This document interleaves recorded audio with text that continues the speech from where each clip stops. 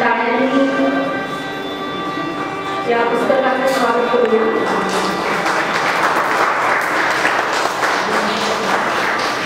खूप पुस्तकावरील जर तुम्ही पुस्तक बघितलं तर सुंदर कॅलिग्राफी आहे, प्रवासी आहे आणि लाल किंवा पिवळा किंवा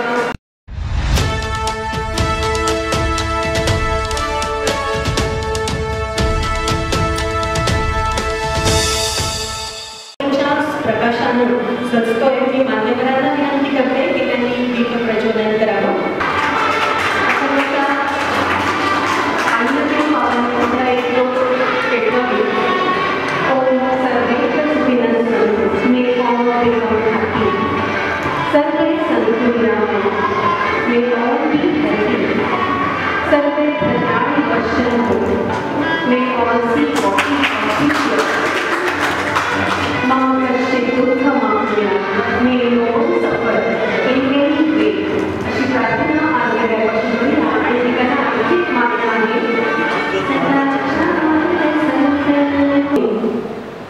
यांचा सत्कार करावा. तत्पूर्वी मी त्यांची ओळख, प्रमुख पाहुण्यांची ओळख आपणासमोर सांगते की आज आपल्याला जे व्यक्तिमत्व लाभलंय हे व्यक्तिमत्व किती साहित्यानं ओठवलेलं आहे आणि इतकं ओठवलेलं आहे की त्यांचे मुलं मी ओळखते आणि तितकंच त्या मुलांमध्ये सुद्धा ते दिसून येतं.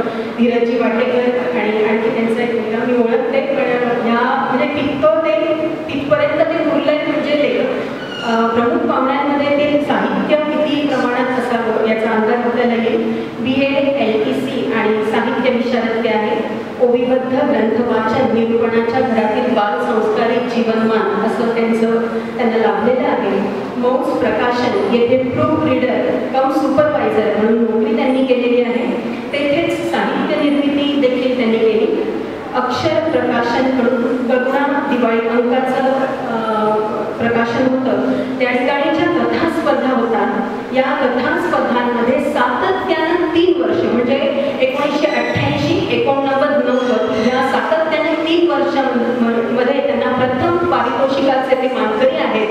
आणि हायट्रिक आपण म्हणू शकतो की अशी बक्षिसाची हायट्रिक आणि तेही प्रथम क्रमांकाची हायट्रिक त्यांनी केलेली आहे. कोंजळ काव्यरसिक मंचाचे संस्थापक ते आहेत आणि अध्यक्ष देखील आहेत.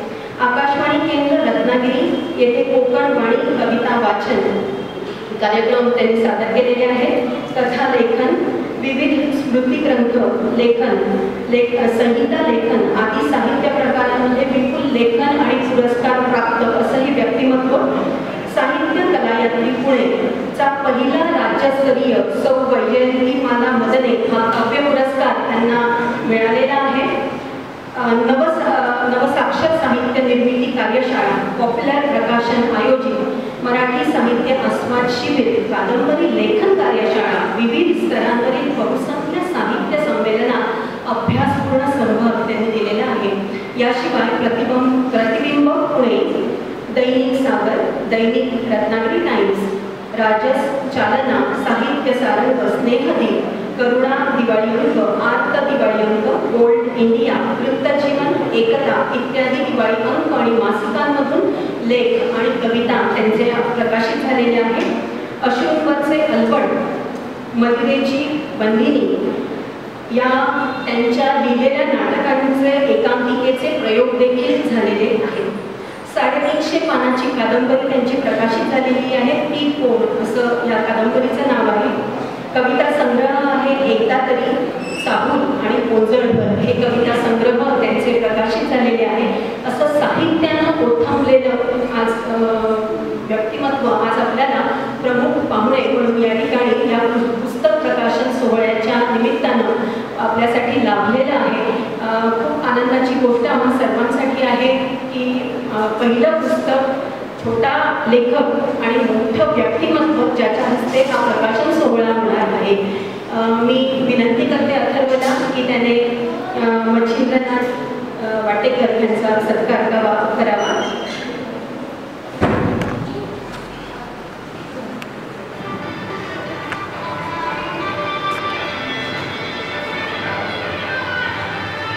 मायेची वीज देणारी शान, मांगल्याचं प्रतीक श्रीफळ आणि पुष्पदेव यांच्या प्रेमाचं प्रतीक पुष्प.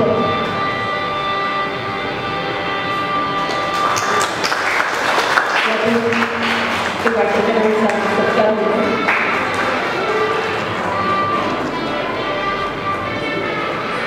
आपल्या सोन्यासारख्या हातांनी जोरदार टाळ्यांनी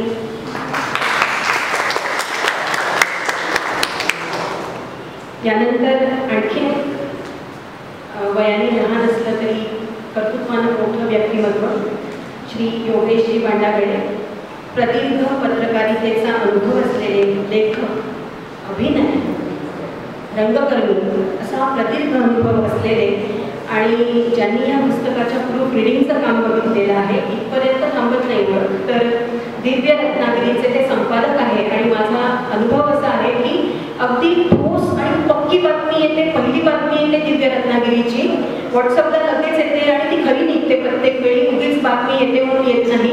आणि मला इतके वर्ष नाही म्हणजे वाटत होतं मागच्या काही वर्षांमध्ये की कोण आहे दिव्य रत्नागिरीचे संपादक, तर योगेशच आहेत. त्यामुळे श्री योगेशजी भांडागळे दिव्य रत्नागिरीचे संपादक आणि कोकण लोककला जागवणारी चळवळ ते चालवतात. त्याचे अनेक प्रयोग देखील त्यांचे संगमेश्वर, आपली जुना भैरी आणि कितीतरी प्रयोग त्यांनी त्या संदर्भात केलेले आहेत. असं व्यक्तिमत्व, खूप मोठं योगदान पुस्तकाच्या संदर्भात त्यांचं देखील आहे आणि म्हणून त्यांचा देखील आपण सत्कार करणार आहोत. मी अथर्वला विनंती करते की त्यांनी श्री योगेशजी भांडागळे यांचा देखील सत्कार करावा.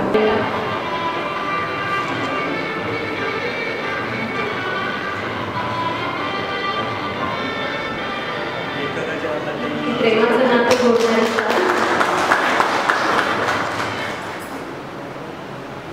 यानंतर आणखी व्यासपीठावर विद्यार्थी लाडकं व्यक्तिमत्व आणि असा माणसानं गाडी लावावी कॅम्पसमध्ये आणि घोळका मुलांचा अवतीभवती सगळा जमा व्हावा असं व्यक्तिमत्व प्राध्यापक श्री विनायक बांगरे सर.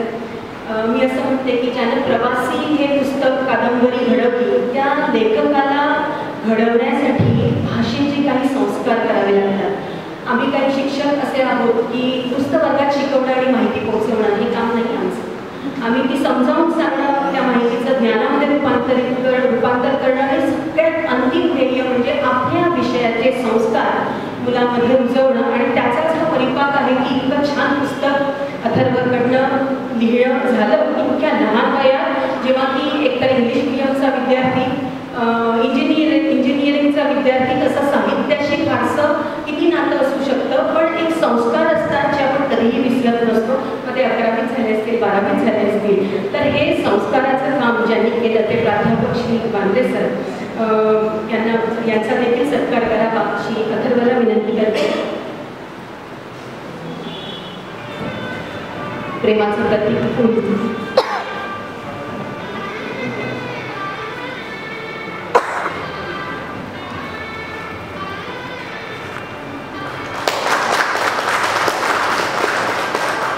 धन्यवाद. यानंतर आमचं हे जेव्हा फोटो काहीतरी करता येईल कौतुकांना आणि जे आम्ही करू शकलो नाही बाबा तिथे त्यानं सुद्धा आपला झेंडा रोवला आहे.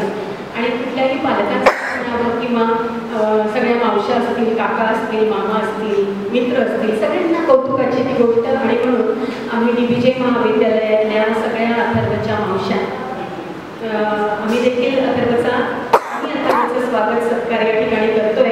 आणि पुष्पगुच्छ देऊन मी विराधर मॅडमना, DBJ महाविद्यालयाच्या उपप्राचार्य प्राध्यापिका विराधर मॅडम यांना विनंती करते की त्यांनी अथर्वचं स्वागत सत्कार करावा, कौतुक करावं. सत्कारापेक्षा आमचं कौतुक आहे.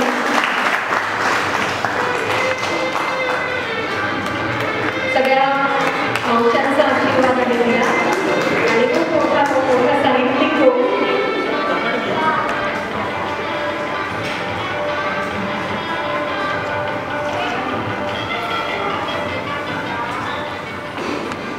हा पुस्तकाचा जो प्रवास आहे, प्रवासीचा जो प्रवास होता, या प्रवासामध्ये अथर्वला अनेकांची मदत झाली आणि मग ते अगदी अथर्वच्या सोबतचे सगळे मित्र असतील, आजही इथे मोठ्या संख्येने त्याचे मित्र उपस्थित आहेत, मैत्रिणी उपस्थित आहेत. हे या सगळ्यांचा वाटा आहे अथर्वच्या प्रवासीमध्ये आणि म्हणून त्या संदर्भात अनेकांची मदत झाली आहे. ती व्यक्ती येऊनच इथे सांगू शकते. मी अथर्वची मैत्रीण गौरी हेलेकर हिला विनंती करते की तिनं इथे आपले 2 शब्द व्यक्त करावे. कारण जेव्हा प्रवासी घडत होतं तेव्हा स्त्री पात्र आणि त्याच्या भावना काय असू शकतात याचं डिस्कशन, याच्या चर्चा गौरीबरोबर अथर्वनं केलेल्या आहेत. त्यामुळे गौरी फार जवळून काही गोष्टी सांगू शकते. गौरीला विनंती करते की तिला व्यक्त व्हावं. मी काही असं स्पीच वगैरे लिहिलं नाही आहे आणि मी फक्त हे सांगणार आहे की जे मी एक्सपिरियन्स केलं तो बुक लिहित असताना एके दिवशी त्याचा मला मेसेज आला की गौरी मी एक पुस्तक लिहितोय आणि आम्ही सांगते की छान पुस्तक लिहितोय. असं मला असं वाटतं की छंद आहे, चांगलं आहे लिही. तर त्याने पानंसुद्धा लिहिली होती. त्याने मला पाठवली. मी वाचली, छान होती. मग पुढे लॉकडाऊन झालं त्यामुळे मला काही चॅप्टर्स पाठवायला सुरुवात केली आणि मुळात मला ॲक्च्युली प्रेम कथा वाचण्यात काही इंटरेस्ट नसतो. कारण लॉ बुक्स वाचून इतकं ते फेडअप झालेलं असतं की ॲक्च्युली कोणतंच पुस्तक वाचण्यात इंटरेस्ट नसतो. पण जसं जसं हा एक चॅप्टर्स पाठवत गेला मला उत्सुकता वाढत गेली की या स्टोरीमध्ये याच्या पुढे काय झालं. कारण it was not like any other story. ते असं बाकी लेखकांचे कसं एक स्ट्रक्चर असते, काही असतो की अशी पुस्तकं लिहितात. नाही, याच्या स्टोरीमध्ये इनोसन्स होता. जशी जशी स्टोरी पुढे जात होती ती उत्सुकता वाढत होती की ही जेन्युइन स्टोरी वाटते आणि मी वाचत गेले आणि मला उत्सुकता वाढत गेली. पण तेव्हासुद्धा आय वॉज नॉट शुअर की हा खरंच एक पुस्तक लिहिली. कारण पुस्तक लिहायला फार पेशन्स लागतात आणि I was not sure if he had done. तर एक दिवशी त्याने मला काही लिगल क्वेश्चन्स केले की कॉपीराईट क्लेम्स होतील का हे ते. आणि मग तेव्हा मला कळलं की खरंच काहीतरी सिरियस चालू आहे. कारण इतकं डेप्थमध्ये हा जे विचारतं ते खरंच काहीतरी सिरियस आहे. मी काही रिसर्च केली, त्याला योग्य वाटतं ते सांगितलं आणि त्याने आज खरंच एक पुस्तक लिहिलं आहे आणि मी आजही पुस्तक अजून पूर्ण वाचलं नाही आहे आणि आय एम स्टिल क्युरियसली काय होणार आहे पुढे. तर आय होप जितकं मला पुस्तक आवडेल तितकं तुम्हाला सगळ्यांना आवडेल, त्याच्यापेक्षा जास्त आवडेल. कारण इट्स रिअली ब्युटिफुल आणि इनोसन्स आहे. जसं तुम्ही पुढे वाचत जाता तेच एक टिपिकल पुस्तक नाही आणि अजिबात वाटत नाही की आणि फर्स्ट टाईम हे पुस्तक लिहिलं आहे. It's very beautiful. खरंच वाचा आणि I am already so proud of you. Thank you. वाचलं खूप इनोसन्स आहे त्याच्यामध्ये. म्हणजे अगदी कोवळं प्रेम आणि खूप इनोसेंट असलेलं प्रेम त्याच्यात व्यक्त झालेलं आहे.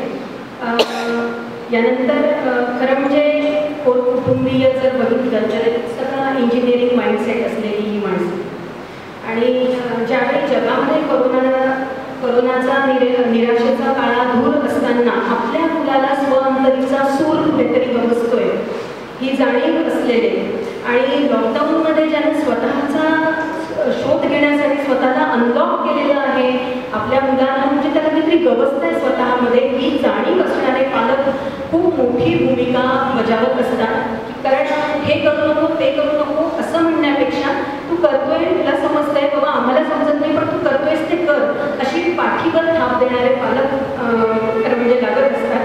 आणि जरी कुटुंबीय मी म्हटलं तसं की त्यांना पूर्ण इंजिनिअरिंग माइंडसेट आहे आणि तशी साहित्याशी फारसा संबंध नाही आहे, तरी देखील प्रेरणा देणं. कारण जन्म सगळेजण घालतात, वाढवतात, पोषण करतात, संगोपन इथपर्यंत कोणीही पालक करतात, पण प्रेरणा ही पालकत्वाचं खरं मुख्य उद्दिष्ट आहे. आणि ती प्रेरणा ज्यांनी दिली ते अथर्वचे आई बाबा. यापैकी मी श्री सुमन खोत यांना विनंती करते की त्यांनी व्यक्त व्हावं या संदर्भात. शिवसमूर्ती लेखक, त्याचे मित्रगण आणि त्याचे गुरुवर्ग आणि जमलेले सर्व मित्रांनो, आज खरं सांगायचं म्हणजे एक वेगळी जबाबदारी आहे माझ्यावरती. कारण जसं आता इंट्रोडक्शन सांगितलं गेलं की आमचं बॅकग्राऊंड, आमच्या कुटुंबाचं बॅकग्राऊंड एकदम वेगळं आहे आणि साहित्य म्हणा किंवा पुस्तक वाचन हाच आमच्यासाठी खूप लांबचा विषय आहे. लेखन तर एकदमच त्याच्यापेक्षा लांब असलेला विषय आहे. तरी पण अथर्वबद्दल सांगायचं झालं तर अथर्वला कलेची आवड होती, तशीच प्रवासाची पण आवड होती. मी प्रवासाच्या आवडीमुळेच पुस्तकाचं नाव प्रवासी करून गेलेलं आहे. त्याचा प्रवास जो सुरू झाला तो शाळेत असताना सुरू झालेला आहे. म्हणजे लेखनाचा जो प्रवास आहे तो शाळेतूनच सुरू झालेला आहे. शाळेत असताना छोटी छोटी नाटकं लिहिणे,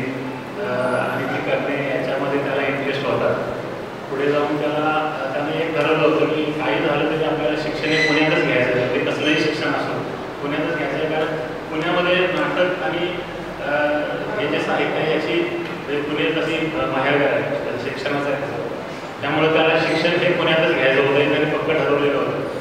आणि इंजिनिअरिंगचं जरी शिक्षण तो घेत असला तर त्याची जी कला आहे तर तिथे गेल्यानंतर जपली. कारण चिपळूणमध्ये नाटक बघण्यासाठी सुरुवातीच्या काळात जी काय त्याला पाहिजे होते इनपुट ते काय चिपळूणमध्ये मिळू शकले नाही, पण पुण्यात गेल्यानंतर ते मिळाले त्याला.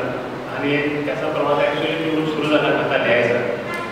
पण त्यानंतर जो लॉकडाऊन आला, लॉकडाऊनमध्ये बेसिकली ती पात्र बोलत गेली आणि ते ॲक्च्युअल जे आहे ते पेपरवरती आलं. तर ह्या ठिकाणी मला एक सांगायचं आहे की आम्ही गप्प बसण्यापलीकडे त्याला काही ह्या प्रोसेसमध्ये आमचं काही इनपुट नाही. गप्प बसून तो काही करतो त्याला मिळत नाही, एवढाच आमचा इनपुट आहे या सगळ्या त्याच्या प्रवासामध्ये. दुसरी गोष्ट सांगायची वाटते की पुस्तक प्रकाशन करतेवेळी एक दोन विषय होते की ऑनलाईन करायचं की फिजिकली लोकांना बोलून करायचं. तर आम्ही दोन्ही विषयावरती विचार करून ऑनलाईनचा पण पुस्तक प्रकाशनासाठी प्रोसेस जी केली. तर मला सांगायचं वाटतं की त्या सगळ्या प्रोसेसमध्ये त्यांनी स्वतःहून ती वेबसाईट डिझाईन करणे, त्यानंतर ऑनलाईन ऑर्डरिंग कसं करायचं त्यासाठी जे काय प्रयत्न आहे ते त्यांनी स्वतः केलेले आहेत. आणि आता तुम्ही ऑनलाईन जर ऑर्डर करायचं असेल तर तुम्ही घरी बसल्या पुस्तक ऑनलाईन ऑर्डर करू शकता, तुम्हाला मिळू शकतो. तर वाचकांना सगळं विनंती आहे की तुम्ही दोन्हीचा वापर करू शकता. आणि मी काही या विषयामधला एक्सपर्ट नाही, त्यामुळे पुस्तक किंवा पुस्तकाबद्दल बोलण्यासाठी व्यासपीठ आहेच, ते सांगतीलच त्याच्याबद्दल. पण एक विचित्र म्हणा किंवा एक योगायोग म्हणा मला असावा इथं वाटतो की महात्मा गांधी, जवाहरलाल नेहरू, इव्हन हिटलर यांनी लॉकअपमध्ये असताना पुस्तकं लिहिली आणि अथर्वने लॉकडाऊनमध्ये असताना लिहिलेले हे सगळ्यांना नक्की आवडेल. एवढं बोलून मला इथे संधी देण्याबद्दल सगळ्यांचे मी आभार मानतो. आणि एस्पेशली मांत्रे सरांनी मॅडमना एकदम शॉर्ट नोटीसवरती आम्ही सांगितलं, कारण हा प्रोग्राम 19 तारखेला करायचा होता. काही लोकांच्या बिझी शेड्यूलमुळे तो आज झालेला आहे. तर एकदम अत्यंत कमी वेळात त्यांनी आपला वेळ काढून इथं आल्याबद्दल सर्वांचे मी आभार मानतो. आणि तुमच्या आशीर्वाद सदैव आत्मच्या पाठीला असू दे. Thank you very much. Happy reading. म्हणजे अथर्व खोत मी लेखकांना बोलावणार आहे की त्यांनी व्यक्त व्हावं, पण त्यापूर्वी एक मला असं सांगावंसं वाटतं की प्रवासीचा जो प्रवास होता अथर्वचा हा केवळ पुस्तकावर मर्यादित नव्हता. तर हे पुस्तक हे त्याचं फक्त मूर्त रूप आहे. आपण जे बघू शकतो डोळ्यांनी आणि हाताने स्पर्श करून अनुभवू शकतोय, वाचू शकतोय, हे मूर्त रूप आहे त्या पुस्तकाचं. पण प्रवासी लिहिताना लेखकाच्या अंतर्मनाचा, सृजनशीलतेचा, नवनिर्मितीचा हा जो प्रवास आहे किंवा साहित्याकडे नेणारा हा जो प्रवास होता तो प्रवास खरं म्हणजे महत्त्वाचा होता. तो न दिसणारा प्रवास आहे, पण ते जे आतमध्ये घडलं ते जास्त महत्त्वाचं होतं. आणि म्हणूनच लेखकाच्या तोंडूनच नेमका हा प्रवास त्याच्या आत कसा घडला हे आपण त्याचं कथन या लेखकाच्या तोंडूनच आपण ऐकू. म्हणून मी अथर्वाला विनंती करते की त्यांनी या ठिकाणी व्यक्त व्हावं आपल्या पुस्तकाच्या संदर्भात. कारण एखादं पुस्तक लेख आपण लिहितो तेव्हा अक्षरशः एखादं मूल जन्माला घातल्यासारखं असतं आणि लिहिल्यानंतर 10 वेळा त्याला बघतो. एकदा प्रकाशित वाचलेलं असतं तरी प्रकाशित झाल्यावर पुन्हा वाचतो. अशा पद्धतीचं त्या पुस्तकाचं किंवा लेखाचा आपला सगळा प्रकार आपला लेखकाचा घडत असतो. त्याच्याही तोंडून ऐकू की काय घडलं. मी जेव्हा पहिलं दुसरं चॅप्टर वाचलं मला आवडलेली एक ओळ आहे त्याच्यातली. त्या पहिल्या दुसऱ्या चॅप्टरमध्येच तो म्हणतो की पण तेव्हाही तिनं बाय म्हटलं नव्हतं. हे किती महत्त्वाचं वाक्य आहे बघा. तेव्हाही तिनं बाय म्हटलं नव्हतं म्हणजे कुठेतरी ब्रेकअप आहे पण बाय तिनं कधीच म्हटलं नव्हतं. हा आशेचा किरण आणि तो गरजेचा आहे. नाही तर आजकालचे तरुण तुम्ही डिप्रेशनमध्ये जातात काही ब्रेकअप झाल्यानंतर. पण हे वाक्य पहिल्या दुसऱ्या चॅप्टरच्या एंडलाच कुठेतरी येतं. त्यावेळेसही ती गेली पण तिने जाताना मला बाय म्हटलं नव्हतं. तर इथे कुठेतरी आशा जागृत म्हणजे खूप आशावादी वाटतं ते पुस्तक वाचताना आणि खूप इनोसंट वाटतं. पण लेखक अधिक चांगल्या पद्धतीने त्याला काय वाटतं ते व्यक्त करू शकतो. मी अथर्वला या ठिकाणी निमंत्रित करते की त्याने व्यक्त व्हावं. समोर एक पुस्तकाचा लेखक म्हणून स्वतःचं मनोगत व्यक्त करताना खूप आनंद होतोय. मला कधीच वाटलं नव्हतं की ही माझी कथा, ही माझी पात्र कधी प्रकाशित होती. मी आज 1 डिसेंबरला माझी 2 पात्र आपल्याला सुपूर्द करतो झाली 1.5 वर्ष यांची मी काळजी घेतली, त्यांना संपूर्ण यांच्याशी गप्पा मारल्या आणि आज मी तुम्हाला हे सगळं तुम्ही त्यांची काळजी घ्या. मला खूप असं भरून आले पण मी फक्त वाचून दाखवतो.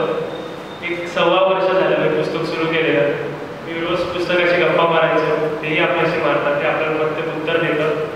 तर म्हणजे जास्त वेळ घेणार आहे, थोडक्यातच बोलतो मी ज्या दिवशी हे पुस्तक लिहिण्यास सुरुवात केली होती त्यावेळी मला वाटलंही नव्हतं की इतरही कोणी असेल ज्याला माझ्या पात्रांमध्ये आणि त्यांच्या कथेमध्ये रस असेल.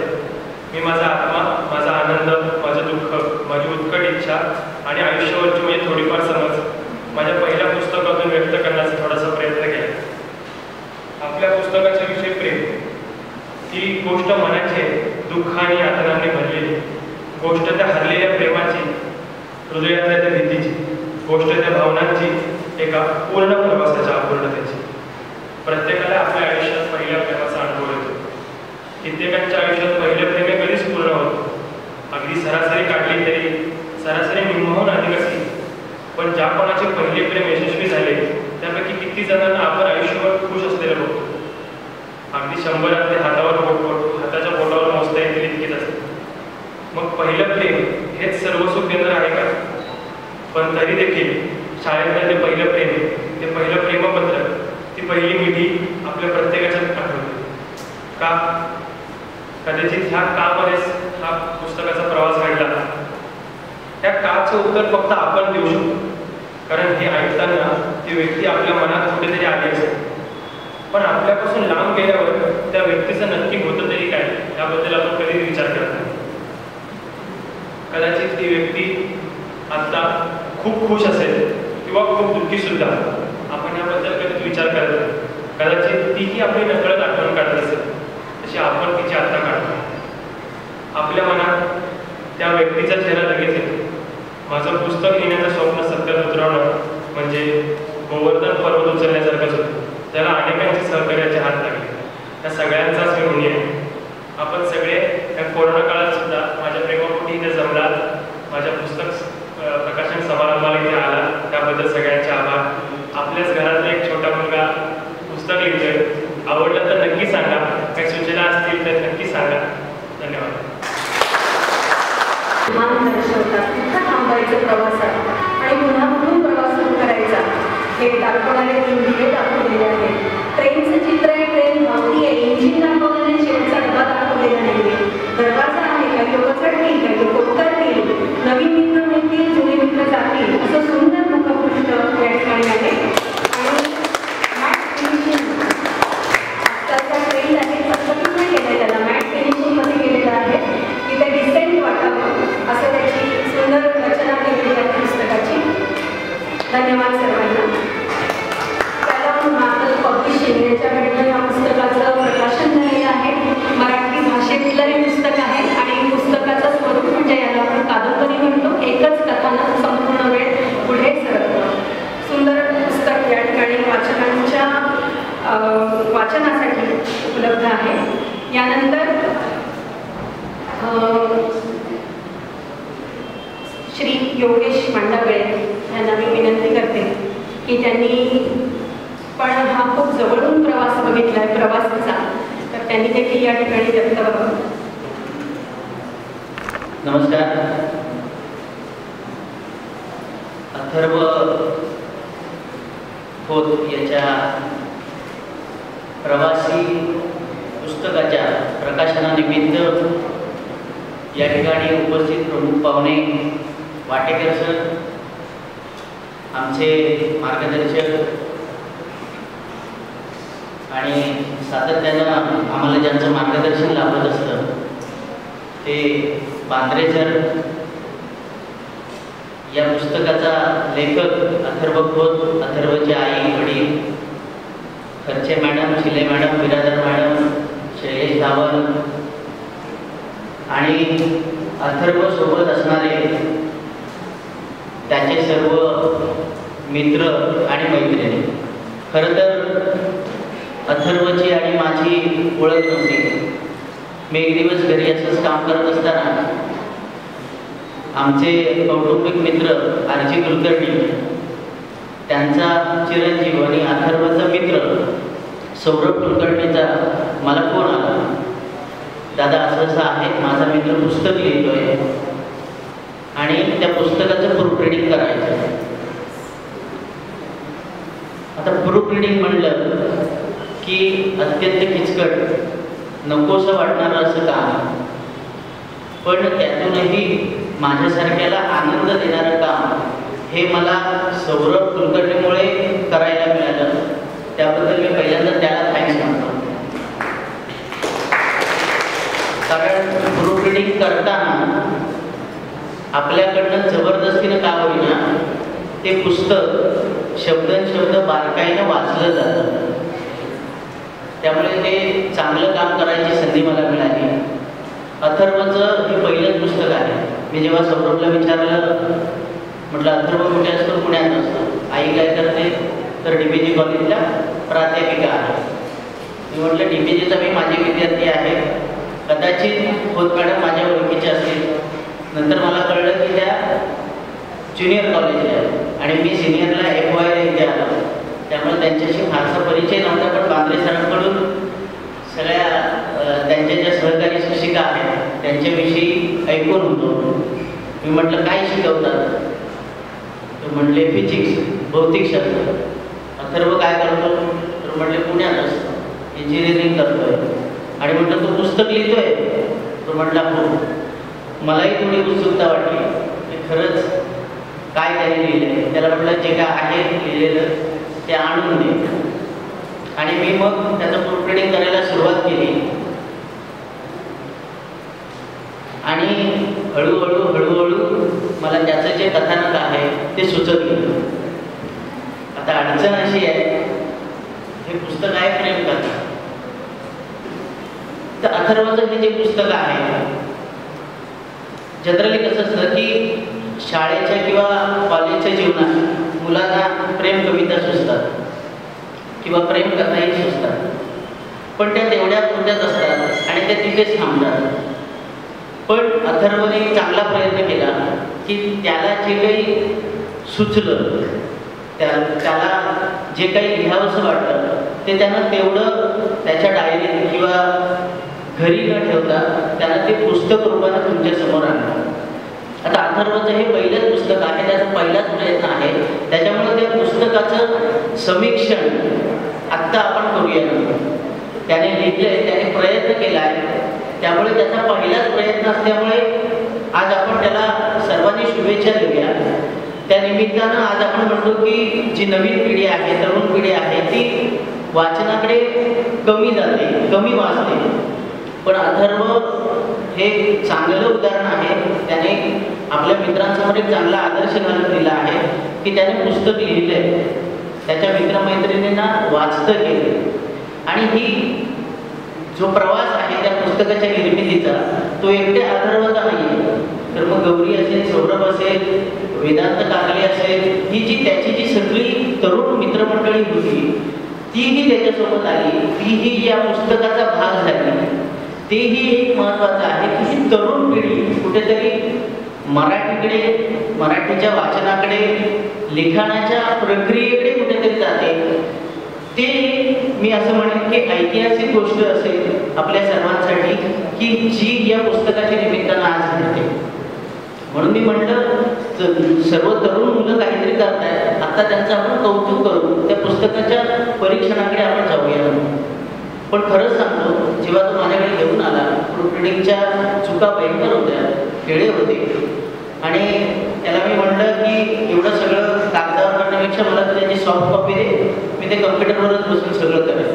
कारण कसं आहे, प्रूफ रिडिंग हा लेखक जो असतो तो तर आहे गव्हर्नमेंटचा, इंजिनिअरिंग करतो, त्यामुळे मराठीशी त्याचा संबंधच नाही.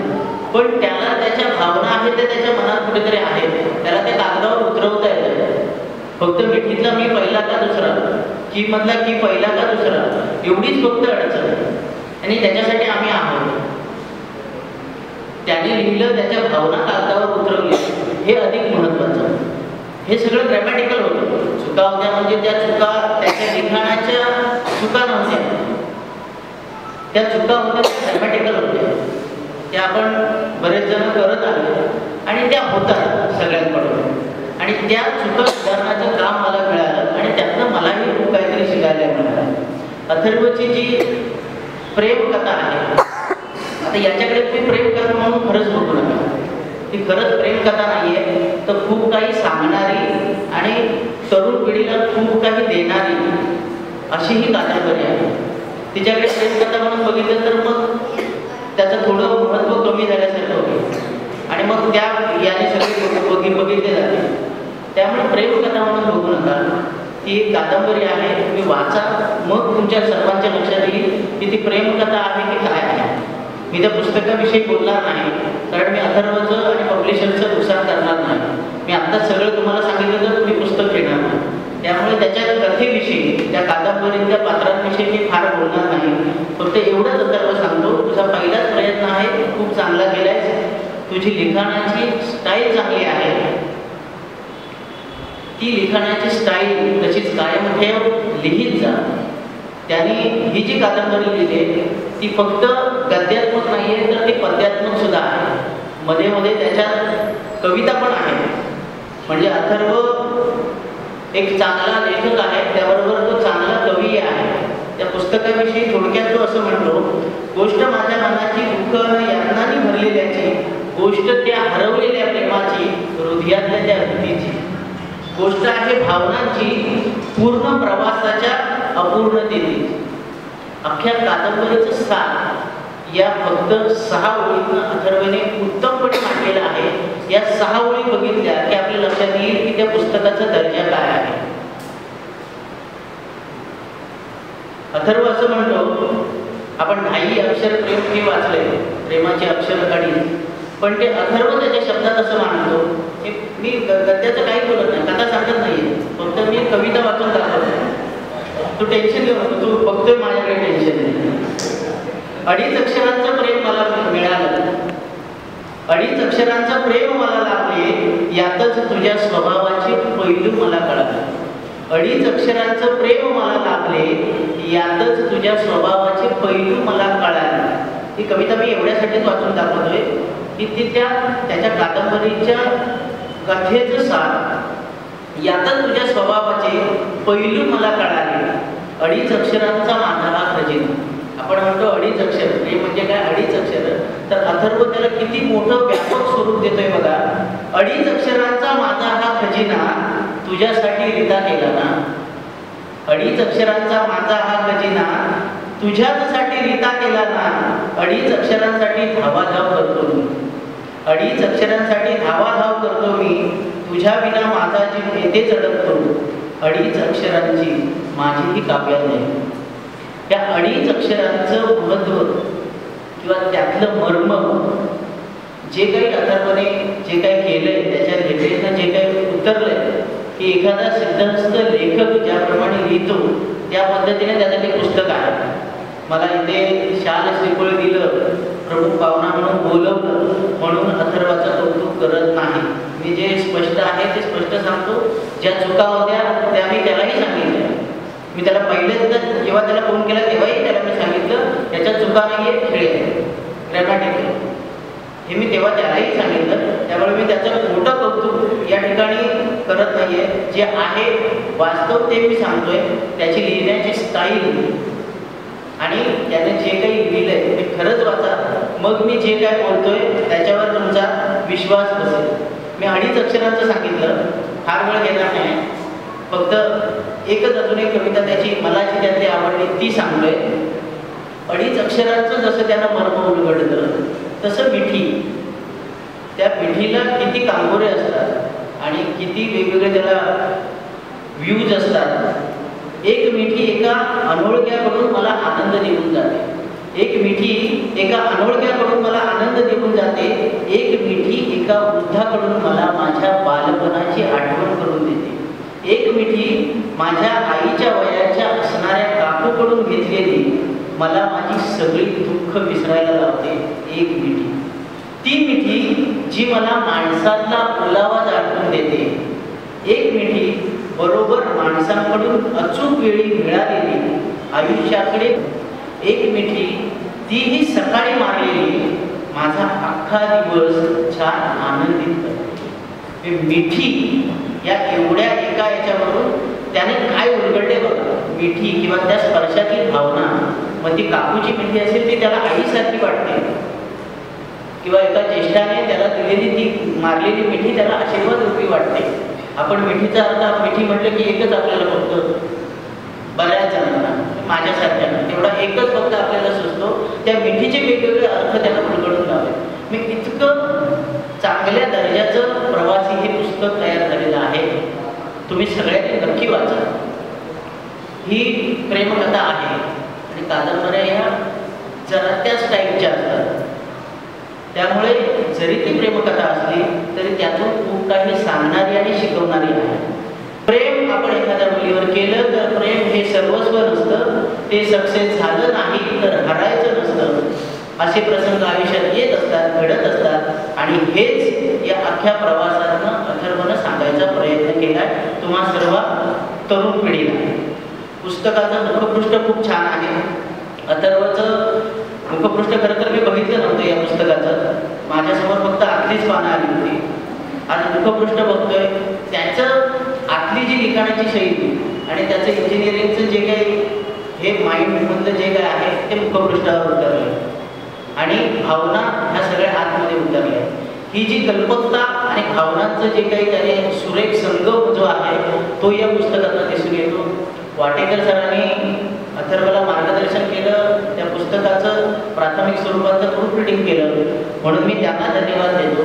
खऱ्या अर्थानं नव्या लेखकाची अडचण असते की त्याला पब्लिशर्स मिळत नाही, प्रकाशक मिळत नाही, कुणीही उभं करत नाही. आत्ताचे जे पब्लिशर्स आहेत, जे नामांकित लेखक आहेत, त्यांचीच पुस्तकं प्रकाशित करतात. ही मोठी अडचण असते, ती अथर्वाच्या बाबतीतही घडली. त्यालाही प्रकाशकांच्या दारात जावं लागलं. पण इतिहास असा आहे, जो लेखक प्रकाशकांच्या दारात जातो आणि माझं पुस्तक प्रकाशित करा असं सांगतो, असेच लेखक मग ते विश्वास पाटील असतील आणि आणखीन अशी कितीतरी नावं देईल, तेच याच लेखकांना हेच प्रकाशक बोलवून तुमचं पुस्तक आम्हाला छापायला द्या, आम्हाला या विषयावर लिहून द्या असं सांगतात. त्यामुळे हे असले प्रसंग आयुष्यात आले अथर्व, हे नवोदित लेखकांना येतातच. कुणी तुमचं पुस्तक प्रकाशित करायला घेतच नाही ना, पण त्यातनंही हरायचं नाही, आपला प्रवास चालू ठेवायचा या पब्लिशरकडून त्या पब्लिशर. त्यामुळे हे त्याचं प्रवासी पुस्तक ज्याने प्रकाशित केलंय त्यांनाही मनापासून मी धन्यवाद देतो, कारण ती अथर्वसाठी आणि त्याच्यासारख्या नवोदित लेखकांसाठी ती प्रेरणा ठरणार आहे. त्यामुळे त्याच्यासाठी प्रकाशकांसाठीही मी थँक्स म्हणतो, त्यांनाही धन्यवाद देतो. तुम्ही सर्व अथर्वच्या प्रेमापोटी आला, त्याचे सर्व मित्र. ही मैत्री फक्त वर्दळ हॉटेल आता बंद झाली, वर्दळ ती फक्त पार्ट्या आणि गेट टुगेदर आणि एन्जॉय करण्यासाठी नसावी, तर असलं काहीतरी चांगलं घडण्यासाठीही तुमची मैत्री ही असावी आणि हे तुम्ही दाखवून दिलंय, त्याबद्दल त्याच्या सगळ्या मित्रांना पुन्हा एकदा थँक्स. जाता जाता अथर्वच्या आई वडिलांनाही मी धन्यवाद देतो की मुलगा जनरली पालकांचं असं असतं, अरे ते बघ ना जरा इंजिनिअरिंगचं काहीतरी बघ, त्याचं एकदा झालं नोकरी लागली की मोकळं झालं, तर दोनाची चार केले की आमचं टेन्शन झालं इटलं त्याच्यातनं, अशी एक भावना असते. पण मीही सायन्सला होतो 12वीपर्यंत आणि मी पूर्णपणे माझी साईड चेंज करून मी मराठी माध्यमात आलो. मग BA MA सगळं मराठीतनं केलं, पण घरातनं मलाही कधी असं कोणी सांगितलं नाही की सायन्स केलं तर आता बघ कुठं काहीतरी B.Ed काहीतरी ते तरी कर, असलं कोणी सांगितलं नाही. तर त्या पालकाने त्याच्यावर विश्वास दाखवला, आपला मुलगा काहीतरी करतोय. नाहीतर काही पालक काय त्या कविताने पुस्तकं लिहून त्यांना काय मिळणार आहे, कसलं काय डोक्यात गुळ घालून घेतोय, ते नाटक सिनेमा पुस्तकातलं करून काय मिळतंय का. पण त्याला प्रोत्साहन देणारे आई वडील हेही तितकेच महत्त्वाचे आहे. म्हणून खोत मॅडम आणि खोत सर तुम्हालाही धन्यवाद देतो. आणि मला या ठिकाणी बोलवण्याची संधी दिली, ती संधी खऱ्या अर्थानं सौरभमुळे मिळाली. सौरभने माझ्यापर्यंत अथर्वला आणलं नसतं तर कदाचित मी आज इथे उभा नसतो. त्याला थँक्स. तुम्ही सर्व अथर्वच्या प्रेमापोटी उपस्थित राहिलात, तुम्हालाही सर्वांना धन्यवाद. आणि अथर्वच्या पुढच्या प्रवासासाठी ही ट्रेन आहे 6218 नंबरची ही ट्रेन आता थांबता कामा नये, ती सतत धडधड धडधड धडधड धडधड लेखणीच्या स्वरूपात धावायला हवी अशा शुभेच्छा देतो आणि इथेच थांबतो. धन्यवाद. परभणीच्या प्रवासातील एक वैशिष्ट्यपूर्ण असा प्रवासी मित्र अथर्वचा अमान सत्वारे याला विनंती करते की त्यांनी 2 शब्द व्यक्त करावे. आदरणीय राष्ट्रीय वैद्य जमलेल्या सर्वांना मी अमान सत्वारे सर्वप्रथम विनम्र अभिवादन करतो. या जीवन प्रवासात आपण सर्व प्रवासी आहोत. या प्रवासात आपल्याला भरपूर लोक भेटतात. कोणाची साथ लाभते तर कोणाची नाही लाभत. अनेक नाती आपण जोडतो. त्यातील अनमोल असे नाते म्हणजे मैत्री. आणि ते नाते ज्याच्यामुळे खऱ्या अर्थाने मला कळाले तो म्हणजे माझा मित्र अथर्व. आज त्याच्या आयुष्यातील सर्वात आनंदाचा आणि अभिमानाचा दिवस. त्याने लिहिलेल्या पहिल्या पुस्तकाचं प्रकाशन सोहळा मान्यवरांच्या हस्ती संपन्न होत आहे. याचा एक मित्र म्हणून मला खरंच अभिमान आहे. आम्ही दोघे एकत्रच लहान ते मोठे झालो, पण आज मात्र या प्रसंगी मला खरंच असं वाटते की अथर्व तू खूपच मोठा झालास आणि आम्ही तिथे जाऊ. लहानपणापासूनच एखाद्या विषयावर सखोल विचार करायची तुला सवय आहे. माझा मित्र जरी जास्त बोलत असला पण त्याचं लक्ष चौफेर असतं. ह्या वृत्तीमुळे त्याने एवढ्या लहान वयात या पुस्तकाचं लेखन केले. लेखकाचे अस्तित्व पुस्तक रूपाने कायम असते यात काही शंका नाही. माझ्या मित्राने त्याच्या जीवनातील पहिलंच पुस्तक या ठिकाणी लिहिलं आहे. याचा आपण सर्व साक्षीदार आहोत. संपूर्ण आयुष्यभर त्याने अशीच पुस्तकं लिहावी आणि त्याची गणना नामवंत साहित्यिकार व्हावी. त्याचे लेखन आम्हाला वारंवार वाचायला मिळावे याची इच्छा या ठिकाणी व्यक्त करतो आणि त्याच्या पुढच्या वाटचालीस शुभेच्छा देतो. धन्यवाद. यानंतर ज्यांना आपण ऐकण्यास उत्सुक आहोत अशी आजचे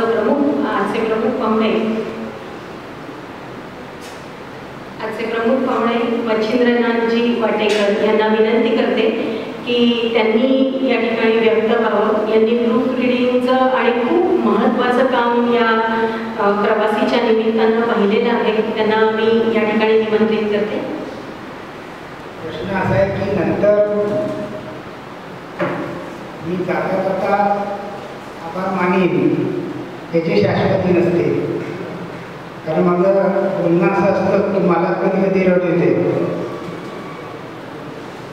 आता मी त्याच्यापूर्वी मी विसरून जाण्याबद्दल अथर्वला एक सूचना म्हणून सांगतो की मित्रा तुझं एक 25वीं पुस्तक आहे. ही गोष्ट सोपी नाही.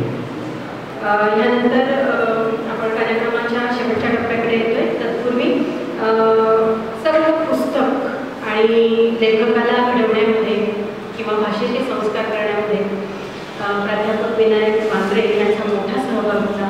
त्यांनी या पुस्तकाच्या संदर्भात बोलावं अशी त्यांना मी विनंती करते. सामंत सरस्वती निश्चय सजाट्या 5 वक्ते बोलल्यानंतर पुन्हा शेवटचा वक्ता म्हणजे प्रचंड अत्याचार. त्याच्यात सिनेमात कॉफी पिऊन झाले आणि त्यामुळे शेवट करताना शेवटच्या वक्त्यावर प्रचंड तडफड असतं. आता नवीन काय बोलायचं हा एक भाग असतो. बराच वेळ झाला कार्यक्रम खूप वेळ चाललेला आहे. हा प्रवास खरं तर 3 तासात सुरू होणार आहे अथर्वच्या निमित्ताने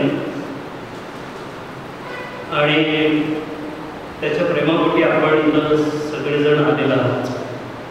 खरं जसं अनेकांना त्याच्या आईवडिलांचे शब्द अडखळले,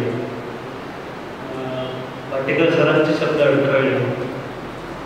जेव्हा भावना पुढे येतात तेव्हा शब्द अपुरे पडतात. आणि आपल्या एका विद्यार्थ्याचं पुस्तक जेव्हा पहिल्या पुस्तकाचं आपण जेव्हा प्रकाशित करतो तेव्हा आईवडिलांच्या भावना असतात, त्यापेक्षा वेगळ्या शिक्षकाच्या नसतात. कारण कधीतरी ते कुंडीतलं रोपटं त्याला पालवी फुटताना बघितलेलं आहे. सुकी झालेली पालवी फुटून बाजूला टाकलेली आहे. छान एक कडी आता त्याच्यावर आलेली आहे आणि भविष्यात किंवा शिरो पलावे नेद्वारी त्याचा गेलं गेला गणावली. ही भावना फार महत्त्वाची. आज अत्यंत कौटुंबिक असा सोहळा आहे. त्यामुळे मी औपचारिक सुरुवात केली नाही. व्यासपीठावर मानवर आणि माझ्या सगळ्या मी केलं नाही तिकडे काही. तरी पण त्या निमित्ताने अथर्व तुझं एक काय आपण म्हणू तुझं नशीब इतकं मोठं आहे की तुझा प्रकाशन सोहळा हा एका अत्यंत बाहेर जगाच्या कठीण परिस्थितीत होतोय आणि इतक्या घुसपटलेल्या अवस्थेत सुद्धा आपण आपले विचार मांडतो आहोत. हे आपल्या अभिव्यक्ती स्वातंत्र्याचं सगळ्यात मोठं घटक आहे. एक प्रतिक्रियश लेखक तुझ्या कादंबरीच्या पहिल्या प्रकाशनाला आहे. वाटेकर सरांच्या निमित्ताने त्यांचा अनुभव आपण किती थरारक आहे तो आपण बघितला. योगेजींसारखा एक परखड मत मांडणारा आणि प्रकाशन क्षेत्रात आणि संपादकीय क्षेत्रात गेले अनेक वर्ष त्यांना कैलासवासी नाना जोशींचा सहवास लाभलेला आहे. एका वेगळ्या बौद्धिक प्रवासातून ताहून सलकून निघालेलं असं व्यक्तिमत्व तुझ्या प्रकाशनाला आणि तुझ्या पहिल्या कलाकृतीला वाचक म्हणून लाभलेलं आहे. आणि अर्थातच साक्षात सरस्वती जी प्रसिद्ध लेखिका आहे ती तुझ्या कार्यक्रमाचं सूत्रसंचालन करते आहे. आणि मला मात्र सूत्रसंचालन म्हणून तिथं तडफड होते. सूत्रसंचालनाची अडचण फार होते तिथं बदल्या तो प्रमुख पाहुणा होते आणि त्यामुळे योगा फार खूप चांगला जोडून आलेला आहे. आणि इतक्या सगळ्या प्रवासात आईचा चेहरा जर निहाळा असेल तर माऊलींनी वर्णन 750 वर्षापूर्वी करून ठेवलेलं आहे ना. तरी बालक बोबडा बोले का वाकुडा विचुका चालले ते चोच करुणी माऊली रिजे जेवी. आपलं मूल जेव्हा मोडकं बोलायला लागतं ना आणि पहिलं पाऊल टाकतं ते पहिलं पाऊल टाकल्यानंतर आईला जो एक आनंद असतो ते चुकतंय, चुकीचं पाऊल टाकतंय, चुकीचं बोलतंय, त्याला आई पूर्ण बोलता येत नाही, मम्मा म्हणतंय, पाणी म्हणता येत नाही. हे सगळं करत असताना आई जेव्हा प्रवास करते तेव्हा एक प्रतिभावंत कवी माऊली म्हणतात ना. तरी बालक बोबडा बोले का पावले विचुका चाले ते चोज करुणी माऊली रिजे. पहिल्या दिवसापासून अहो तो काय करतोय बघा ना, तो काहीतरी लिहितोय वेगळं, त्याला काही सांगा तुम्ही. आणि मला वाटतं माझं पहिलं लेक्चर ऐकल्यानंतर अथर्वची पहिली प्रतिक्रिया आईला सांगा काहीतरी सायन्सला मला आर्ट्सला टाका तिकडे. ही जी तत्मग आहे ना. पण अथर्व एक सांगतो तुला, कुठलाही मराठी साहित्यिक अगदी क्वचित दुर्मिळ यांचे MA मराठी झालेले. सगळे आमच्या मराठी साहित्यिकांची यादी काढा. अर्थशास्त्राचा आहे, कोण इंजिनियर आहे, गाडग्यांपासून सगळी परंपरा कोण मनोविश्लेषणात्मक आहे. त्यामुळे असं काय नाही तू साहित्य शिकलाच म्हणजे कामातून लिहित आहे. आर्टिस्ट इज वन नॉट वेड. त्याला भाषेचं कुठलंच बंधन नसतं लक्षात. त्यामुळे त्यांची काय तकमक असायची. आणि म्हणून मी त्याला आजही आईच्या समोर इंजिनियर पूर्ण कर, इंजिनियर तुला कळते साहित्य तुला कसं जगायचं शिकवलं हे मात्र नक्की आहे. कारण का मला आता दोन्ही भूमिका बजावल्या लागतात. एकतर मी शेवटी उभा राहिलोय तो या कादंबरीचा पहिला समीक्षक म्हणून उभा राहिलो. आणि दुसरं उभा राहिले की या प्रवासात मी कुठेतरी सुरुवातीपासून त्याच्याबरोबर आहे. मी आज त्याच्या कलाकृतीच्या आशय अभिव्यक्तीबद्दल अजिबात बोलणार नाही. मी त्याच्या आशयाबद्दल बोलणार. मी कादंबरीच्या मागच्या बाजूला त्याला ज्या काही सूचना करायच्या आहेत, कारण आज हा कौतुक सोहळा आहे आणि ते माझं आहे. तर त्यामुळे त्याला सूचना करायच्या लेखक म्हणून त्या त्याला आत्ताच दाखवून दिल्या पाहिजे. त्या मी नंतर नक्की देणार आहे. आज मी फक्त बोलणार आहे ती कमी वेळात त्या आशयाच्या अंगाने बोलणार आहे. मुळात समीक्षक हा लेखकाचा मित्र असतो आणि तो वाचक आणि लेखक या दोघांमधला दुवा सांगण्याचा प्रयत्न करतो. जे वाचकाला येत नाही, जे लेखकाला सांगायचं आहे तो कुठेतरी अधुरा धागा राहिलेला असतो, तो सांगण्याचा प्रयत्न समीक्षक करत असतो. मला माहीत नाही अथर्वनी जे काही साहित्य थोडं काय वाचलं असेल ते मी 2 वर्ष शिकवताना केलं असेल, पण तो जाता जाता प्रस्तावनेत फार चांगलं वाक्य होता की मी ही पात्र वागवलेली आहेत, ती मी आता तुमच्याकडे सुपूर्द करतो आहे. हे वाक्य साहित्यशास्त्रात खूप मोठ्या फरक आहे. एखादा लेखक ती पात्र खरोखरच जगतो. अजगर नावाच्या कादंबरीला चित्रप खानविलकरला प्रश्न विचारला होता एका लेखकाने, तू नायक असा का रंगवला? तर त्यांनी उत्तर दिलं मला माहीत नाही, असा का रंगवला. यांना सुद्धा सांगता येत नाही. ती एक प्रक्रिया असते साहित्य लेखनाची आणि त्या प्रक्रियेत तो नसतात, ते अथर्व नसतो, तो कोणतरी वेगळा असतो. आणि ती व्याख्या खूप चांगली वाटत होतं. Spontaneously powerful feeling. त्यावेळेला तो कोणाचाच नसतो. ती पात्र तो जगत होता आणि ती पात्र तो देतोय आणि म्हणून तर ती पात्र जगत होता ती तुमच्या माझ्याकडे सुपूर्द करतोय. म्हणून त्यांचा अनुभव इतका प्रत्येकाने आला की अथर्वनी खऱ्या अर्थाने जगलेली पात्र ही हयात आहेत. कारण साहित्य is a mirror of life, हा जीवनाचा आरसा असतो.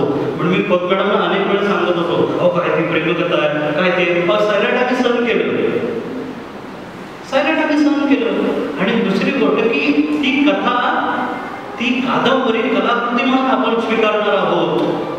मला मान्य आहे की कुठलीही साहित्यिक जेव्हा एखादी कथा लिहितो तेव्हा ती कल्पना असते, तो आभास असतो, वास्तवतेचा धागा कुठेतरी असतो, त्याच्या मनात कुठलं तरी प्रेम आहे. आणि ते मोठे पण काय बघा, एखादा साहित्यिक जेव्हा कलाकृती लिहितो तेवढ्या पुरतात त्याचा संबंध त्याच्याशी असतो. ज्या दिवशी ती कथा कादंबरी लिहून संपते तेव्हा ती कथा ते पात्र तुमचं माझं होतं.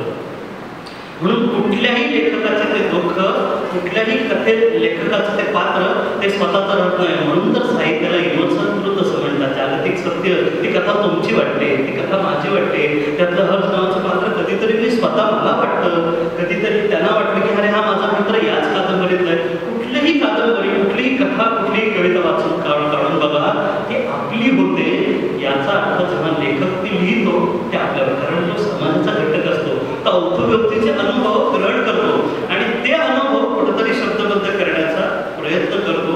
हीच कथा या प्रवासी या कादंबरीमधून लेखकांनी मांडण्याचा प्रयत्न केलेला आहे. ही कथा अनेकांच्या ठिकाणी त्यांनी कथा पुन्हा सांगणार नाही, कारण आम्हाला आता कॉफी आम्ही दिलेली आहे, आता कॉफी विकत घ्यायची, तर त्यामुळे ती तुम्ही घेणार आहात. आणि ती कथा घ्या, वाचा आणि आवर्जून सांगेन. प्रत्येकजण, मी असं म्हणत नाही मी आरोग्यबाबत समीक्षक आहे, प्रत्येक जणाला वाचल्यानंतर काहीतरी सुचत असतं. ती प्रतिक्रिया लेखकापर्यंत पोहोचवा, पुढच्या दृष्टीने त्याला उपयोगी पडेल. हर्ष आणि अवनी हे एकच वाक्य फक्त मी शेवट बोलणार आहे. यांच्या एक मी म्हणेन सफल, पण त्यानं वाक्य फार छान दिलं नाही, अपूर्णतेची एक कहाणी या ठिकाणी रेखाटलेली आहे. यातला लेखक अथर्व आमचे खूप सुजाण आहेत. त्याने त्या कथेत स्वतःला गुंतवलं नाही, तो सूत्रधार आहे. लेखक या कथेतला सूत्रधार आहे. ही कथा पूर्णपणे तटस्थपणे तो न्याहाळ करतो, त्याच्यात आहे पण त्याच्यापासून तो नामरेळा आहे. ही सोडवून त्यानं फार खुबीने करून घेतलेली आहे. त्यामुळे अनेक वेळेला कथा पुढे पुढे जाताना सूत्रधार तुम्हाला आणि मला जीवनाविषयीचे वेगळं भाष्य वाटतं. कादंबरी कथा ही काही पुस्तकं असतात, ही जीवनाचं भाष्य थेटपणे आपल्याला सांगत नाही, वाचकाने ती घ्यायची असतात, मला यातलं काय लेखकाला सांगायचं. यातला सूत्रधार हा छानपैकी मध्ये मध्ये ती पेरणी करतो आणि कथा पुढे जातो. हर्ष नावाच्या एका नायकाची ही कथा आहे आणि साहजिकच अनेक वेळेला उल्लेख झाला, ही उत्तम प्रेमकथा आहे. याचा घटना प्रसंग या कथेत कुठेच काही घडत नाही, तरी ही कथा पुढे चालू राहते. हेच तर खरं अथर्व यांच्या कादंबरीचं खास वैशिष्ट्य आहे. आणि लेखक जेव्हा या कल्पनेच्या विहारात जातो तेव्हा सद्य परिस्थिती आणि वास्तव जगणं त्या साहित्यात प्रतिबिंबित होतो. ही कादंबरी यातून सुटली नाही. नकळतपणे आपल्या जीवनाविषयी, आपल्या आजूबाजूच्या प्रसंगांविषयी, ज्याच्याबद्दल कादंबरी आहे त्या प्रेमाविषयी, मानवी जीवनाविषयी लेखक हा खूप उभीने या ठिकाणी मांडणी करताना आपल्याला पाहायला मिळतो. आणि ती कथा त्याची आहे असं मी म्हणणार नाही, पण ती कथा कुठंतरी अनुभवाने त्याच्याकडे येते. कारण लेखक एखादे शब्द केव्हा येतात, ज्ञानेश्वर म्हणतात शब्दानं मागू द्या. तुमचा अनुभव जितका सकस असतो तितके शब्द सहज येतात. आम्ही जर मी पाहिलं नसेल काश्मीरचं वर्णन मला करता येणार नाही. ती जे न देखे नवी ते देखील कमी येतं, पण शेवटी कुठेतरी वास्तवतेचा धागा असतोच आणि त्यामुळे त्यानं ती इतकं छान पद्धतीने पेरलेला आहे. तो धागा, त्या वास्तवतेचा धागा त्याच्या जीवनात कुठेतरी नक्की आपल्याला पाहायला मिळतो आणि ती मांडणी त्याने खूप सुंदरपणे केलेली आहे. शेवटी दिलीप पुरुषोत्तम चित्रे म्हणतात, कोण कहता है मैं काव्य लिखता हूँ, मैं तो अपने जख्मों से खेलता हूँ. साहित्याचा तो धागा असतो, कोण कहता है काव्य लिखतो, मैं तो अपने जख्मों से खेलता हूँ. तो साहित्यिक, तो लेखक आपले विचार, आपल्या भावना या मांडण्याचा प्रयत्न करत असतो. आणि पहिल्याच कादंबरीमध्ये अथर्व खोत यांनी मानवी जीवनातल्या सर्वश्रेष्ठ भावनेचा आविष्कार केलेला आहे. ती भावना आहे प्रेम.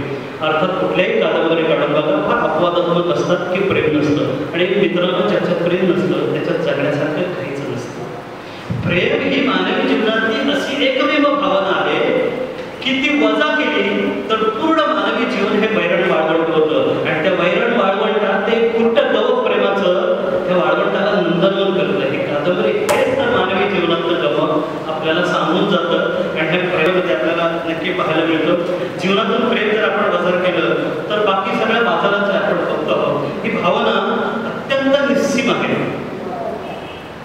आणि त्या भावनेचा इतक्या संयमितपणे आविष्कार या कादंबरीमध्ये आपल्याला बघायला मिळतो.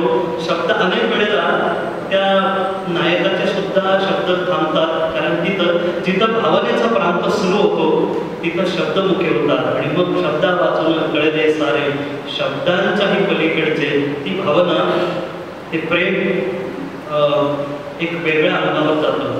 या कादंबरीतलं प्रेम खऱ्या अर्थाने जे प्रेम आहे ती खरी प्रेम भावना आहे, ती व्यक्त होते आणि ती त्यागाची आहे. त्यागात प्रेम भोगापेक्षा त्यागाला अधिक प्राधान्य असतं आणि ते नकळतपणे तत्वज्ञान या कादंबरीमधून आपल्याला पाहायला मिळतो. नाहीतर अलीकडच्या चित्रपटवाल्यांनी सांगून टाकले, तो हा पर्याय ना करतोय मेरी किरण, नो चॉईस, तो हा पर्याय ना कर, तो हे मेरी किरण. पण ह्या पलीकडे जाऊन ज्या व्यक्तीवर मी प्रेम करतो ना तिला स्वतंत्र भावना आहेत, तिला स्वतंत्र व्यक्तिमत्व आहे, तिचे म्हणून काहीतरी जगण्याचे निकष काहीतरी ठरलेले आहेत, तिची स्वतःची वेगळी फ्रेम आहे. त्या फ्रेममध्ये मी बसतोय का, तरच ते प्रेम एकरूप होणार आहे, तरच ते प्रेम पुढे यशस्वी होणार आहे. आणि म्हणून या प्रेमाला अनेक व्याख्या अनेक लेखकांनी दिलेल्या आहेत. मग प्रेमाची व्याख्या कुसुमाग्रजांनी फार छान दिलेली आहे, कारण अलीकडचं प्रेम इतकं तकलादू स्वरूपात झालेलं आहे की ते 3 शब्दांमध्येच आम्ही फक्त व्यक्त करतो, आय लव्ह यू, बस, विषय संपला. ह्या पलीकडे जाऊन शारीरिकतेच्या प्लॅटॉनिक लव्हपेक्षा पलीकडे जाऊन तो एक 2 मनांचा, 2 विचारांचा, 2 भावनांचा, 2 माणसांचा एक सुंदर मिलाप असतो. हे आम्ही कुठेतरी विसरतोय आणि ते प्रेम आम्ही शब्दात पाडण्याचा प्रयत्न करतो. म्हणून कुसुमाग्रज सहज सांगतात, पुरे झाले चंद्र सूर्य, पुऱ्या झाल्या तारा, पुरे झाले नदी वारे, पुऱ्या झाला मुळासारखा छाती पाठ उभारा, सांग तिला तुझ्या मिठीत. आता ते सगळे काम बघ वरती झाले शेवटचे की मुळासारखा छाती काढ उभारा, सांग तिला तुझ्या मिठीत स्वर्ग आहे सारा. शेवाटेले शब्द आम्ही आणि यमक छंद साधतील काय, डांबरी सडकावरती श्राव धनुष्य बांधील काय. शेवटसाठी उन्हाळ्यातल्या ढगांसारखं हवेत राशील फिरत, जास्तीत जास्त 12 महिने बाई बसत झुलत, मग लगीन चिठी आल्याशिवाय राहील का. म्हणूनच म्हणतो वेड्या, वेळ जाण्यापूर्वी प्रेम नाही अक्षरांच्या भातुकलींचा खेळ. प्रेम म्हणजे काय, प्रेम म्हणजे वणवाहून जळत राहणं, प्रेम म्हणजे जंगल होऊन जळत राहणं, उधळून ते तुफान काळजामध्ये साचलेलं प्रेम कर भिल्लासारखं बाणावरती. ही प्रेमाची खूप चांगली व्याख्या कुसुमाग्रजांनी लिहिली. तेच कुसुमाग्रज पुढे सांगतात, प्रेम कुणावर करावं, त्याला वयाचं काही बंधन असतं का, प्रेम कुणावर करावं, कुणावरती करावं, राधेच्या वस्त्र स्तनांवरती करावं, उपजेच्या कुरूप कपडावरती करावं, प्रेम कुणावरही करावं. पुढे सांगा, मी कविता सांगत नाही, वेळ झालाय, कारण मुख्यपोटी तत्वज्ञान उपयोगाचं नाही. पुढे असं सांगतात, हे हा सगळ्यात महत्वाचं ते अथर्वतीच्या त्यांच्या कादंबरीला येतं. अरे ज्याला तारायचं आहे ना त्याच्यावर तर प्रेम करावंच, पण ज्याला मारायचं आहे ना त्याच्यावरही प्रेम करावं. आत्ताच्या सध्याच्या युगात एका बाजूला मी अनुभवले, 10वीचा माझा इंग्रजीचा पेपर होता, बरं झालं तो पुढे गेला असं तेव्हा वाटत होतं. तेव्हा पुण्यात एकतर्फी प्रेमातनं रिंकू पाटील नावाचं प्रकरण घडलं. आठवतं ते मला. मी अमृता बोलते हे चित्रपट बघा, आमचा समृद्धी जाधवचा. हे काय आहे, हे कशाचं प्रतीक आहे? फक्त प्रेम नाकारलं म्हणून. का? तुझे प्रेम तिनं नाकारलं, तू नसेल त्या प्रेममध्ये, पण प्रेम नाकारलं म्हणून जीव घ्यायला प्रेम कधी सांगत नाही. ही कादंबरी या धर्तीवर खूप काही सांगून जातं. ज्याला तारायचं आहे ना त्याच्यावर तर प्रेम करावंच, पण ज्याला मारायचं आहे त्याच्यावर प्रेम करायचं. मग हे तरुण पिढी जेव्हा ही लोक कादंबरी वाचतील ना तेव्हा अरे तू नाहीच ना माझ्या आयुष्यात, तरी सुद्धा बरंच काही माझ्या आयुष्यात आहे हे जेव्हा वास्तव स्वीकारतील तेव्हा त्या माझ्या भगिनीला पूर्णपणे तिचं आयुष्य जगण्याचा अधिकार प्राप्त होईल. ही कादंबरी या उंचीवर जाते मित्रांनो. त्या कादंबरीकडे बघण्याचा फक्त मिठी त्यातले बघू नका. मिठीचे अनेक अर्थ त्यांनी सांगितलेले आहेत. या प्रेमाला वेगळ्या पद्धतीचं तत्वज्ञानाचं कुंदन देणारा अथर्वी जेव्हा पहिली कादंबरी येतो तेव्हा पहिल्या मी 3 दिवस सलग वन मी बोललो की रोज नवीन अर्थ येतो. याचं कारण असं त्याला नकळतपणे आता म्हणतो तो सर खरंच एवढे मी चांगले लिहिले का? तर लेखक हे लिहित असतो, त्याला सुचत असतो, नंतर आपण ते वाचन म्हणून अर्थ येत असतात. प्रेमाच्या एखाद्या तत्वज्ञानावर उच्च पदावर इतकी आविष्कृत होणारी कादंबरी आपल्याला नकळतपणे खूप काही सांगून जाते. आणि हे प्रेमाचं तत्वज्ञान का? तर माणसाच्या संस्कृतीचा सारांश प्रेम आहे मित्रांनो.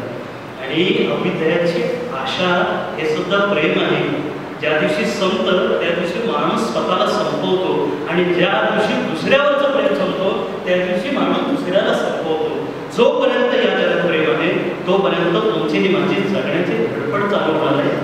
तो प्रवास आपला सातत्याने चालू राहणार आहे, कारण त्याचा धागा कुठेतरी प्रेमाचा आहे. तो आपल्याला या प्रवासामधून आपल्याला अनुभवायला मिळतो. आणि म्हणून ही कादंबरी वर्तमान काळ भूतकाळ आठवणींच्या स्वरूपात ते प्रेम आपल्याला पाहायला मिळतं. भूतकाळ वर्तमान काळ याच्यात ती कथा कायम फिरत राहते. कथेत फार काही मोठ्या घटना घडत नाहीत तरी सुद्धा आपल्याला प्रत्येक पान वाचल्यानंतर आता पुढे मला काय घडणार आहे, काही वेळेला तोच प्रसंग येतोय माझ्यासमोर, पण तरी सुद्धा काहीतरी एक त्याच्यात गाठ उकल निर्गाठ ज्या संकल्पना असतात ती कथा पुढे पुढे मला अरे इथं थांबले का, आता काहीतरी थांबलं असेल, पण एक पुढचं जेव्हा प्रकरण मी वाचतो तेव्हा मला कथा पुढे आणखी नेण्यात एक मदत करते. आणि यातला नायक जो आहे हर्ष आहे तो अत्यंत संवेदनशील आहे आणि तसा तसा लेखक आहे. आणि तो मला कायम दिला. मला आता सांगू का, जेव्हा कादंबरी वाचत होतो तेव्हा हर्ष आला की मला तुझा चेहरा तो 2 वर्षाचा अडखळत बोलणारा, आज खूप चांगला बोलला अडखळत बोलणारा, हे पहिली कविता म्हणजे खाडापच कविता नव्हतीच ती. मी म्हटलं याचं नक्की काय मला वाचायचं आहे. इतक्यापर्यंत आज पुस्तक हा जो प्रवास हा प्रवास मी मला परवाचं स्थापनामध्ये जिल्ह्यामॅडमना बोललो पण की मी अथर्व आत्ताचा अनुभवतोय त्यांच्याबद्दल, तो पण वेगळा आहे, म्हणजे तो तेव्हाचा नाही आहे. हा जो प्रवास आहे लेखक म्हणून हा खूप चांगला आहे आणि हा पुढे जाणार आहे. यातला जो नायक आहे तो अत्यंत संवेदनशील आहे. त्या कादंबरीचं आकृतीबंधाचा जो वैशिष्ट्य आहे ते असं आहे की माझ्या माहितीप्रमाणे कादंबरीत योगेशनी जो उल्लेख केला त्या कविता हा नसतातच. कविता हा काही कादंबरीतला इन्क्लुडेड भाग नाही आहे, पण आमचा लेखक हा कवी असल्यामुळे त्याला मोह आवडला नाही आणि त्याचा मूळ पिंड कवितेचा असल्यामुळे प्रत्यक्ष कधी वाटत नाही की तो त्यातला कवी मला जाणवला. आणि ती कादंबरी ती कविता असण्याचं फार दुर्मिळ वैशिष्ट्य मला पूर्णपणे जाणवलं. आणखीन एक वैशिष्ट्य मी सांगेन तो म्हणजे पत्रांचा खूपने वापर केलेला आहे. 90च्या किंवा 95च्या सालात मला जाणवलं, कारण बऱ्यापैकी तुम्हाला नाही आता तुम्ही मेसेज करता व्हॉट्सअपवरची पिढी आहे ते मेसेज टेक्स्ट मेसेज टाकते या लोकांना. नवनवीन बातम्यांसाठी दिव्य रत्नागिरी चॅनलला सबस्क्राईब करा आणि बेल आयकॉन प्रेस करा.